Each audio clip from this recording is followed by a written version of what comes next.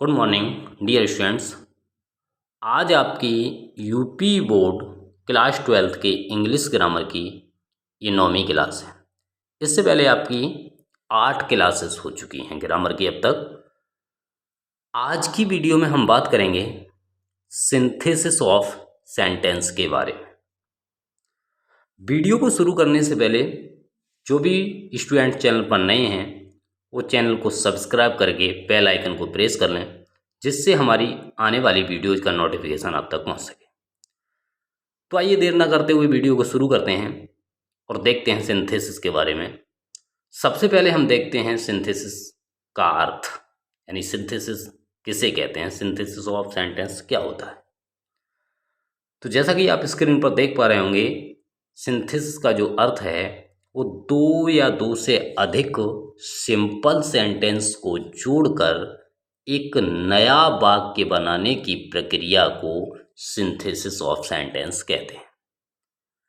इस प्रकार बनाए गए नए वाक्य 3 प्रकार के होते हैं, यानी जो हम वाक्य बनाएंगे वो वाक्य हमारा 3 प्रकार का हो सकता है।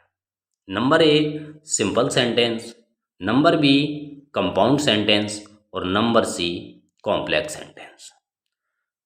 तो आज की वीडियो में हम बात करेंगे सिंपल सेंटेंस के बारे में। सबसे पहले हम वाक्यों को सिंपल सेंटेंस में बदलना सीखेंगे। To combine simple sentences into one simple sentence, यानी दो या दो से अधिक सिंपल सेंटेंस को एक सिंपल सेंटेंस में बदलना। सबसे पहले हम देखते हैं सिंपल सेंटेंस क्या होता है। सिंपल सेंटेंस का अर्थ क्या है? वह वाक्य जिसमें एक सब्जेक्ट और एक फाइनाइट वर्ब होती है सिंपल सेंटेंस कहलाता है। सिंपल सेंटेंस बनाने के लिए फाइनाइट वर्ब्स तथा नन फाइनाइट वर्ब्स का ज्ञान होना आवश्यक है। तो आइए इसके बारे में देखते हैं कि फाइनाइट वर्ब क्या होती हैं और नन फाइनाइट वर्ब्स क्या होती हैं। नंबर 1 है फाइनाइट वर्ब्स। वे क्रियाएं या वर्ब्स जो वाक्य के सब्जेक्ट या टेंस के अनुसार बदल जाती हैं फाइनाइट वर्ब्स कहलाती हैं। यानी जो क्रियाएं वाक्य के सब्जेक्ट के अनुसार या फिर वाक्य के टेंस के अनुसार बदल जाती हैं उनको फाइनाइट वर्ब्स कहते हैं। नंबर 2 है non finite verbs. Non finite verbs क्या होती हैं? ये क्रियाएं जो वाक्य के सब्जेक्ट या टेंस के अनुसार नहीं बदलती हैं उन्हें नन फाइनाइट वर्ब्स कहते हैं। ये जो नन फाइनाइट वर्ब्स हैं 3 प्रकार की होती हैं। Number A participle, number B gerund और नंबर सी इन्फिनेटिव। तो इस तरह से हम उम्मीद कर रहे हैं तो आपको फाइनाइट और नन फाइनाइट वर्ब्स आप समझ चुके होंगे। अब सिंपल सेंटेंस में बदलने के रूल्स के बारे में देखते हैं। सिंपल सेंटेंस में बदलने के रूल्स क्या हैं उनके बारे में देखते हैं।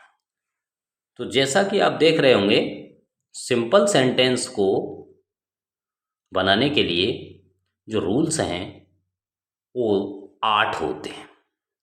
एक एक करके आपको सभी रूल्स को बड़ी आसानी से आप समझ जाएंगे।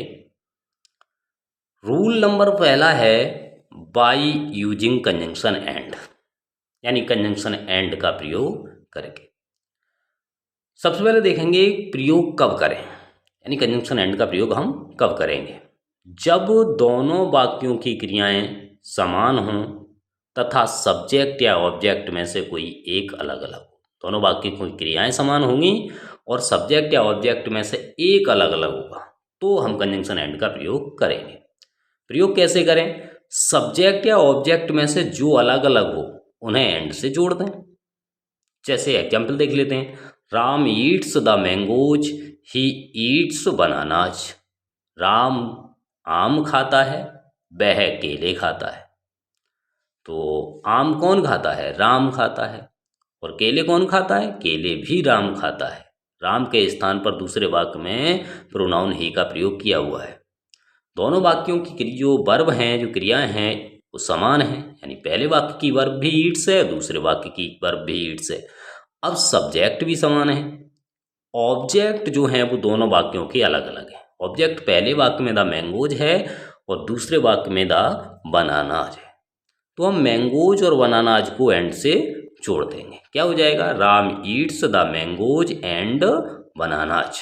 दूसरा वाक्य है Ramesh went to Agra, his father was also with him. पहले वाक्य की में वर्ब कौन सी है? वेंट है। दूसरे वाक्य में अब सोच रहे होगे इसमें तो वेंट नहीं है, लेकिन इसमें वेंट ही है। यानी रमेश आगरा गया, उसके पिता भी उसके साथ थे, मतलब उसके पिता भी उसके साथ आगरा गए। तो पहले वाक्य का सब्जेक्ट है रमेश, दूसरे का है हिज फादर। तो सब्जेक्ट हमारे अलग अलग हो गए। अब हम क्या करेंगे? सब्जेक्ट को ही एंड से जोड़ देंगे। क्या हो जाएगा? Ramesh and his father went to Agra. अब देखते हैं रूल नंबर 2 के बारे में। रूल नंबर दूसरा है बाय यूजिंग एडजेक्टिव। अब एडजेक्टिव का प्रयोग हम कब करेंगे? जब एक वाक्य में कोई ऐसा एडजेक्टिव हो जो दूसरे वाक्य के नाउन की विशेषता बताता है, तब हम एडजेक्टिव का प्रयोग करेंगे। अब देखते हैं प्रयोग कैसे करें, यानी जो एडजेक्टिव का प्रयोग हम कैसे करेंगे। तो जो शब्द विशेषता बताए उसे उस नाउन से पहले रख दें जिसकी वह विशेषता बताता है। जैसे पहला वाक्य है Mohan bought the mangoes, the mangoes were ripe. Mohan ने आम खरीदे और आम पके हुए थे। तो दूसरे वाक्य में जो राइप शब्द है वो पहले वाक्य की जो नाउन है मैंगोज, उसकी विशेषता बताता है। हम क्या करेंगे? दूसरे वाक्य में से जो राइप शब्द है उसको उठा करके हम मैंगोज से पहले रख देंगे। तो हमारा वाक्य क्या हो जाएगा? Mohan bought the ripe mangoes. दूसरा सेंटेंस है हमारा a man was going to market. एक व्यक्ति मार्केट जा रहा था, बाजार जा रहा था। ही वाज लेम, वह लंगड़ा था। अब दूसरे वाक्य में जो लेम शब्द है यानी लंगड़ा, वो शब्द पहले वाक्य की जो नाउन है मैन, उसकी विशेषता बता रहा है। तो हम क्या करेंगे? लैम को उठा करके मैन से पहले रख देंगे। क्या हो जाएगा? A lame man was going to market. अब देखते हैं रूल नंबर 3 के बारे में। रूल नंबर तीसरा है हमारा बाय यूजिंग एडवर्ब और एडवर्बियल फ्रेज। एडवर्ब और एडवर्बियल फ्रेज क्या होती है? एडवर्ब ये वर्ब की विशेषता बताता है और एडवर्बियल फ्रेज भी वर्ब की विशेषता बताती है। लेकिन जब एक शब्द वर्ब की विशेषता बताता है तो वो एडवर्ब कहलाता है, और जब ये दो या दो से अधिक शब्द वर्ब की विशेषता बताते हैं तो हम उसको एडवर्बियल फ्रेज कहते हैं। अब प्रयोग कब करें? एडवर्ब या एडवर्बियल फ्रेज का प्रयोग हम कब करेंगे? जब एक वाक्य की क्रिया की विशेषता दूसरे वाक्य में बताई जाए, तब हम एडवर्ब या एडवर्बियल फ्रेज का प्रयोग करेंगे। प्रयोग कैसे करें? जो शब्द क्रिया की विशेषता बताता है उसे एडवर्ब या एडवर्बियल फ्रेज में बदल देते हैं। जैसे पहला वाक्य है he goes to school, he is regular. वह स्कूल जाता है, वह नियमित है। यानी वो कैसे स्कूल जाता है? वो नियमित स्कूल जाता है। तो दूसरे वाक्य में जो रेगुलर शब्द है वो पहले वाक्य की वर्ब की विशेषता बताता है। तो हम क्या करेंगे? रेगुलर को एडवर्ब में बदल देंगे। क्या हो जाएगा? ही गोज टू स्कूल, और रेगुलर को एडवर्ब में बदलने के लिए हम क्या करेंगे? उसमें ly जोड़ देंगे। क्या हो जाएगा? रेगुलरली। दूसरा सेंटेंस है दे फिनिश्ड देयर वर्क, उन्होंने अपना काम समाप्त किया। They finished it in no time. इसको समाप्त करने के लिए उन्होंने कोई समय नहीं लिया, यानी बहुत जल्दी उन्होंने अपना काम समाप्त कर दिया। तो इस वाक्य में दूसरा जो वाक्य है उसमें इन नो टाइम ये शब्द हैं वो पहले वाक्य की जो वर्ब है फिनिश्ड उसकी विशेषता बताते हैं। अब इसमें ये 3 शब्द विशेषता बता रहे हैं तो ये एडवर्बियल फ्रेज कहलाएगी। क्या हो जाएगा? They finished their work in no time. अब देखते हैं रूल नंबर 4 की तरफ। तो चौथा रूल है हमारा बाय यूजिंग इन्फिनेटिव, यानी इन्फिनेटिव का प्रयोग करके भी हम वाक्यों को सिंपल सेंटेंस में बदल सकते हैं। इन्फिनेटिव क्रिया की फर्स्ट फॉर्म से पहले टू लगाकर बनाया जाता है। अगर हम किसी भी वर्ब को इन्फिनेटिव में बदलेंगे तो उस वर्ब की फर्स्ट फॉर्म से पहले टू लगा करके हम उस वर्ब को इन्फिनेटिव में बदल देते हैं। अब देखेंगे प्रयोग कब करें।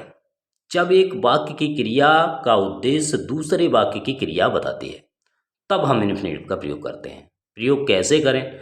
जो क्रिया उद्देश्य से बताए उसे इन्फिनेटिव में बदल देते हैं। जैसे Ram went to Agra, he wanted to see the Taj. Ram Agra गया, वह ताज देखना चाहता था। तो आगरा जाने का जो उद्देश्य था वो ताज को देखना था। तो दूसरे वाक्य की जो क्रिया है, यानी दूसरे वाक्य में जो वर्ब है सी, वो उद्देश्य है वेंट क्रिया का। इसलिए क्या हो जाएगा, राम वेंट टू आगरा, और दूसरी वाक्य की जो वर्ब है सी वो पहले से इन्फिनेटिव बनी हुई है, यानी टू उससे पहले ही लगा हुआ है। तो हम क्या करेंगे, टू सी द ताज। दूसरा वाक्य है Mohan has two sons, he has to educate them. Mohan के पास 2 पुत्र हैं, उनको उसे शिक्षित कराना है। तो उद्देश्य क्या है उसका, अपने पुत्रों को शिक्षित कराना। तो क्या हो जाएगा वाक्य, Mohan has two sons to educate. तीसरा वाक्य देख लो। तीसरा वाक्य हमारा I went to market, I bought the books. मैं बाजार गया, मैंने किताबें खरीदी। तो मेरा जो उद्देश्य था बाजार जाने का वो किताबें खरीदना था। तो दूसरे वाक्य में जो वर्ब है बॉट, वो उद्देश्य बता रही है। हम बॉट को ही किस में बदल देंगे, बॉट को हम इन्फिनेटिव में बदल देंगे। क्या हो जाएगा, आई वेंट टू मार्केट। अब बॉट जो है वो बाई की सेकंड फॉर्म है, तो पहले हम फर्स्ट फॉर्म लगाएंगे उसकी, यानी बाई, और उससे पहले हम टू लगा लेंगे। तो क्या हो जाएगा, हमारा वर्ब जो है वो इन्फिनेटिव में बदल जाएगी। तो हो जाएगा हमारा टू बाई द बुक्स। आज की वीडियो में इतना ही। आगे के रूल्स के बारे में हम मिलते हैं अगली वीडियो में पार्ट 2 में। तब तक के लिए धन्यवाद।